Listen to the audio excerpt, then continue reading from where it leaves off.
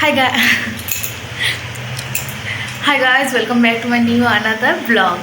आज के Hi guys.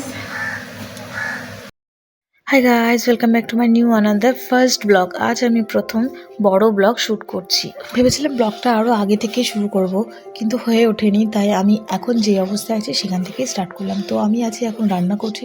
রান্নাঘরটা প্রচণ্ড মেসি হয়ে আছে, তো সেদিকে তাকানোর কোনো দরকার নেই। আমি রান্না করতে গেলে ঘর একদম মেসি হয়ে থাকে। তো মা এদিকে যাচ্ছে বাবাকে টিফিন দিতে। মা বাবাকে টিফিন দিয়ে ঝাড়ু আনতে পাঠিয়ে দিয়ে ঝাড়ু নিয়ে তারপর বাড়ি আসবে।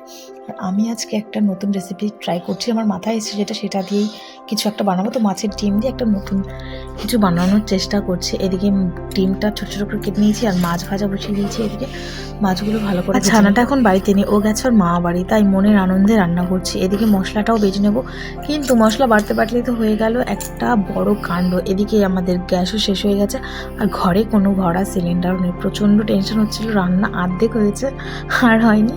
তো পাশের বাড়ির আন্টি থেকে সিলিন্ডার নিয়ে আসলাম। আর এদিকে আমার ছানাটাও চলে এসেছে অর্ধেক রান্নার মাছ। আমার ছানাটাকে স্নান করিয়ে খাইয়ে ঘুম পাড়াবো ভেবেছি, তখনই ওর পাশের বাড়ি এক দিদিভাই এসছে। ওরা দুজনে মিলে ঘরের মধ্যে নাচানাচি শুরু করে দিয়েছে। ওরা দুজনে ফোন ডান্স করছে, নাচানাচি করছে, ফোন দেখছে, কিন্তু ভাত খাচ্ছে না। প্রচণ্ড খাওয়াতে গেলে একে নিয়ে যা কষ্ট, বাবারে প্রচণ্ড। ওই যে মাথাটা বেলা মেয়েকে নিয়ে ঘুমিয়েছিলাম, কার বিয়ের বাজনার আওয়াজ পেয়ে উঠে দেখলাম যে রাস্তা দিয়ে বিয়ের বাজনা যাচ্ছে। তো সেখানেও ছোটো করে একটা ভিডিও করে নিলাম।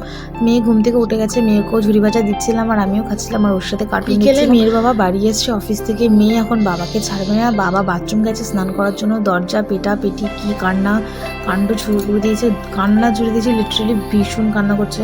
ওর বাবা টয়লেট থেকে কেন বেরোচ্ছে না, বাথরুম থেকে কেন বেরোচ্ছে না, লাশমেশ না পেরে মেয়ের কান্না শুনে বাবা বাথরুমের দরজা খুলে মেয়েকে বলছে যে আমি কি স্নান করবো না। এর মধ্যে আমার বাবা এসছে। বাবা এসে আমার মেয়েকে ও মামা বাড়িতে নিয়ে গেছে, মানে আমার বাপের বাড়ি। মেয়েকে আনতে গিয়ে দেখছি ও ঘুরে বেড়াচ্ছে। তো আজকের মতন ব্লগটা এইটুখানি। তোমাদের ব্লগটি ভালো লাগলে কমেন্টে জানাতে পারো।